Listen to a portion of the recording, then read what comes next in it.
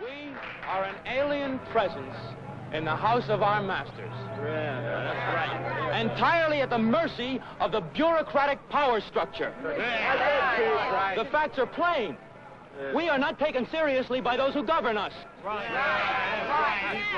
We are not advised by our advisors, and in many cases, we are not even taught by our teachers. Time for all of us to wake up and demand a voice in the administration of this university.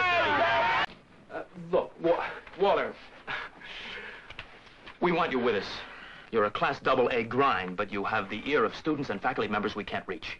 What do you say? I say get out and stop proselytizing. I've got work to do. You could help us kick off a mass rally that would make Marshall's teeth rattle.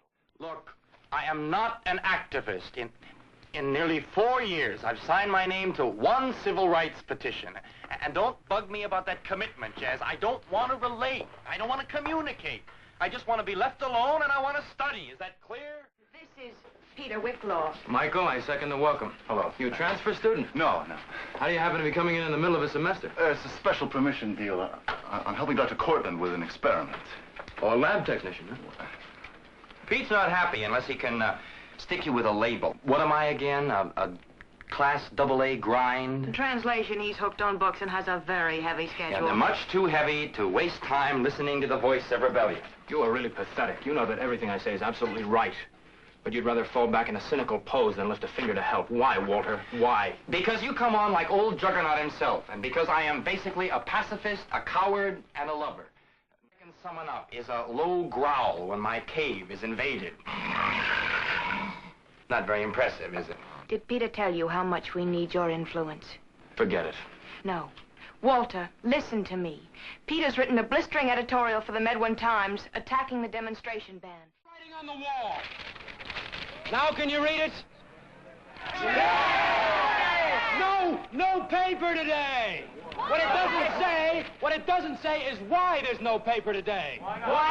I'll tell you why. Because President Marshall found something in the newspaper today that he didn't want you to read. But you can't read it because the entire edition was confiscated and burned. Yeah, the student newspaper was thrown on a bonfire to keep it out of the hands of the students. We have been had before, but never like this. This is the final, fatal encroachment. We have been beaten down time after time. We have been pressured, regulated, and shamed into submission.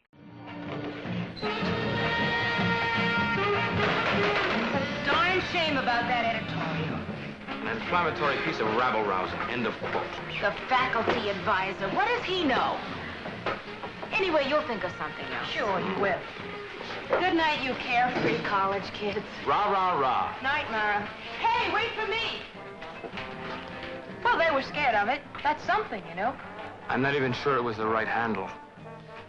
An editorial in the student newspaper wouldn't stir Walter Arnold out of his lethargy.